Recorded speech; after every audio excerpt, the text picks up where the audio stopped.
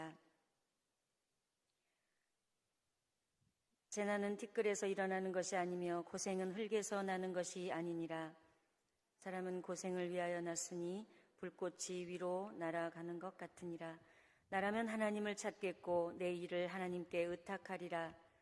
하나님은 헤아릴 수 없이 큰 일을 행하시며 기이한 일을 셀 수 없이 행하시나니 비를 땅에 내리시고 물을 밭에 보내시며 낮은 자를 높이 드시고 애곡하는 자를 일으키사 구원에 이르게 하시느니라.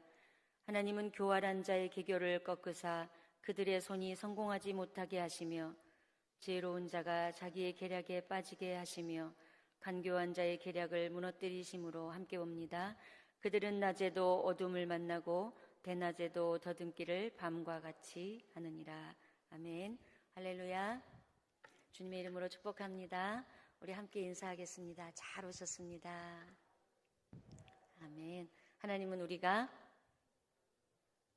아멘. 눈길에 잘 오셨어요? 네, 저는 야외 주차장에 차를 대가지고 차가 묻혀 있어서 그거 치우고 오는데 10분이 걸리더라고요.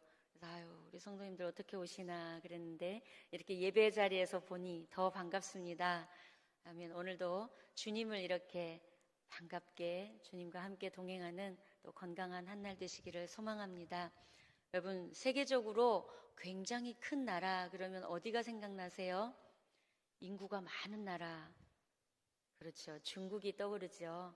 이 중국인들이 중국이라는 이름을 지을 때 그런 생각을 가졌대요. 세계의 중심이 여기다.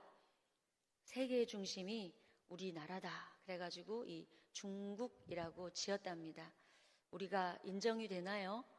그 나라 사람들은 자기네들이 볼 때 자기네 나라가 가장 넓고 크고 그러니까 여기밖에 없을 거야 라고 생각했다는 거죠. 유럽인들도 마찬가지래요. 유럽인들이 볼 때 정말 아마 여기밖에 없겠지라고 생각한 곳이 이제 인도라고 느껴졌는데 그래서 인도 외에는 더 다른 곳이 없을 거야. 이래서 지구 반대편에 있는 아메리카 대륙을 발견하고도 그곳에 있는 사람들을 봤을 때 자기들이 가지고 있었던 기준, 그 생각이 인도가 전부였잖아요.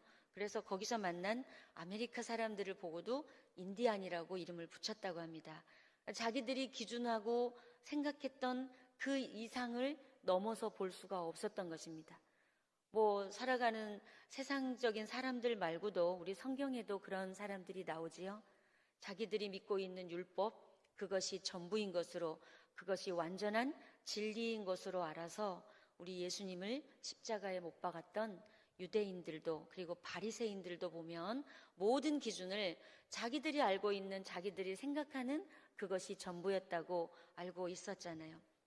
오늘 하나님 앞에 또 하루를 살아가면서 우리가 묵상할 때 혹시 내가 생각하고 있는 것이 전부이고 내가 알고 있는 것이 그것이 진리고 바른 것이라고 생각하게 되면 이렇게 중국인들처럼 또 바리새인들처럼 이렇게 될 수 있는 과오를 범할 수 있지 않을까라는 교훈을 얻으면서 하나님께서 오늘 우리에게 주시는 아버지의 마음은 무엇일까를 본문을 통하여서 한번 우리 깊이 묵상하기를 소망합니다. 오늘 본문은 욥기서이지요. 우리는 욥기는 그리스도인들이라면 한 번, 두 번, 몇 번씩 읽고 또 묵상했을 본문입니다. 왜냐하면 우리가 살아가는 이 삶 자체에 욥과 같은 일이 우리에게 잊지 말라는 법이 없고 또 우리가 어려움을 당했을 때 하나님께서 이 욥기서를 통하여서 우리를 위로하시고 격려하시는 말씀이 이 본문이기 때문이죠. 그래서 욥기를 다 읽어보면 좋겠지만 오늘 주시는 이 핵심의 본문은 특히 이 장에서 앞장과 함께 연결이 되어 있는데요. 욥의 그 고난 앞에 자녀들을 다 잃고 재산마저 다 잃고 이제는 건강마저 다 잃은 그러한 상태에 있는 욥에게 욥의 친구라고 자처하는 사람이 다가옵니다. 이 엘리바스라는 친구는 욥의 친구 중에 가장 연장자, 그래서 항상 제일 먼저 언급이 되고 있지요. 심지어 나중에 42장에 가서 하나님께서 이 욥의 친구들을 책망하실 때도 엘리바스가 제일 먼저 나오기도 하죠. 그런데 오늘은 이 엘리바스가 자기 생각으로 욥을 위로한다고 오는 거예요. 그래서 그 고난에 처해 있는 욥에게 이런저런 이야기를 많이 합니다. 그래서 그 앞장에서 보면은 욥에게 뭐라고 얘기를 하냐면, 친구, 사람이 이렇게 많은 고난을 처할 때 말이지, 돌아보면 자신을 먼저 봐야 돼. 그런데 이 땅에 있는 모든 고난 중에 죄하고 연결되지 않은 게 없다네. 혹시 자네가 하나님 앞에 죄 지은 것이 있는지 돌아보고 그렇게 죄 지은 것이 있다면 회개하게나. 여러분, 이게 위로가 될까요? 혹시 오늘 이 하나님의 말씀을 듣는 성도님들 중에 고난에 처해 있는 상황이라면 말씀이 선포될 때에 혹시 성도님께서 하나님 앞에 죄 지은 것이 있다면 돌아보고 먼저 회개하시면 좋겠습니다. 하나님의 말씀을 전합니다. 이렇게 했을 때 그게 위로가 되시나요? 하나님께서 우리의 물론 여러 가지 고난이 올 때 죄로 인한 고난도 빚어질 수 있습니다. 그런데 그것은 사람이 말을 통하여서 그렇게 바늘로 찌르듯이 정면으로 얘기하는 것보다 성령님께서 본인을 통하여서 먼저 깨닫게 하시고 그 깨달음으로 하나님 앞에 엎드리게 하는 것입니다. 그런데 이 엘리바스는 너무 당당하게 본인이 그 고난에 처한 친구를 일깨워 준다고 가서 이야기를 하는 것이지요. 이 본문을 읽을 때 저도 생각했습니다. 목회자로서 고난에 처해 있고 어려움에 처한 성도님들을 대할 때 바로 가르쳐 준다고, 바로 알려준다고 혹시라도 이러한 부분이 있어서 성도님의 마음이 더 아프고 힘들었다면 하나님 용서해 주십시오 하고 회개하면서 이 본문의 말씀을 대했습니다. 욥이 이 본문의 말씀을 듣고 반응하는 게 어땠어요? 이러한 친구들의 이야기로 전곡을 찌르면서 내가 이것이 너가 하나님 앞에 바로 사는 길이라고 가르쳐 주었을 때 욥이 이것을 깨닫고 이것을 내가 몰랐구나. 친구 고맙네.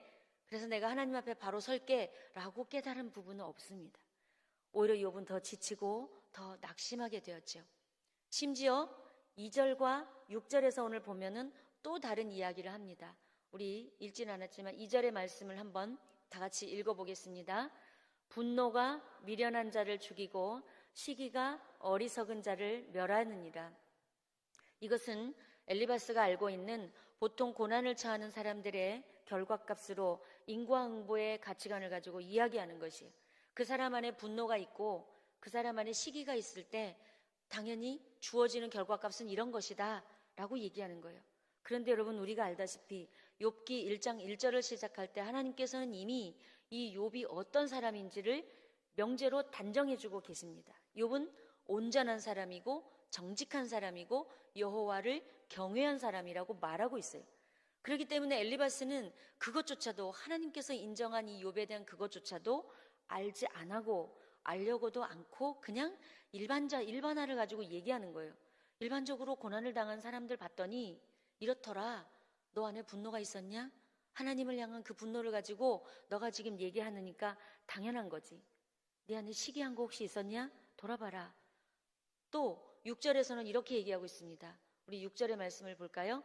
재난은 티끌에서 일어나는 것이 아니며 고생은 흙에서 나는 것이 아니니라. 티끌과 흙이라는 건 뭐죠? 자연 발생하는 거죠. 원래 있는 거죠. 그러니까 재난이나 고생이 이런 것들은 자연적으로 우연이 된 게 아니다. 반드시 필연적인 것이다. 너의 무엇인가로 인하여서 지금 그런 고난을 받는 것이다. 여러분, 이게 위로인가요? 책망이고 정죄로 느껴지는 거지요.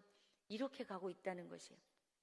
그래서 하나님께서는 이러한 친구들의, 그리고 이 엘리바스는 3번이나 이렇게 계속하여서 변론을 하고 있지요. 그런데 그 어느 것도 위로를 받지 못하고 있습니다.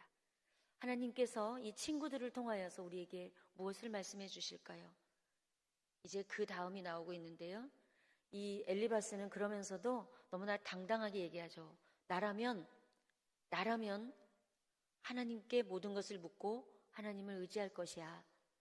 이것 또한 이 친구라고 하면서 너무나 비수를 찌르고 있지요.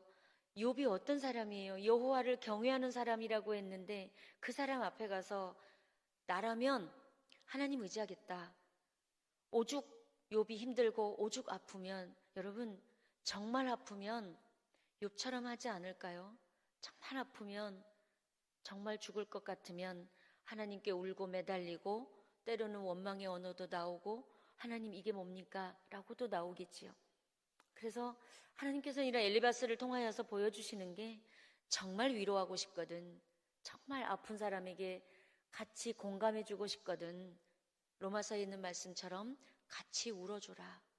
같이 울어주고 가서 선생 노릇하려고 하지 마라. 이미 다 욥도 알고 있잖아요.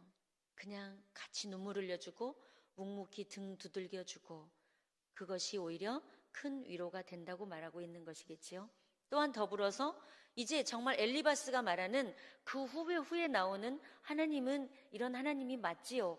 하나님께서 모든 것을 주관하시고 하나님께서 진정한 우리의 위로자가 되시고 하나님의 모든 주권 하에 우리의 그 고난도 떠나게 되고, 이러한 것은 반드시 엘리바스가 말하는 하나님이 맞습니다. 그런데 전달하는 방법에 있어서 이것이 좀 아쉬움이 있다는 거죠. 그래서 오늘 하나님께서는 마지막으로 뭐라고 얘기합니까?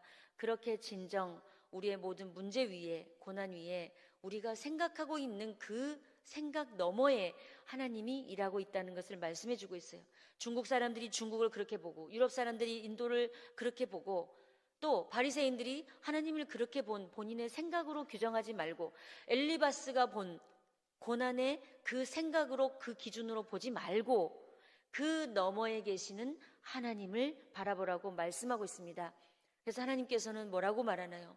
하나님의 생각과 우리의 생각이 다르다고 말씀하시죠. 내 길은 너희의 길과 다르고 내 생각은 너희의 생각과 다르다고 말씀하고 있는 것입니다.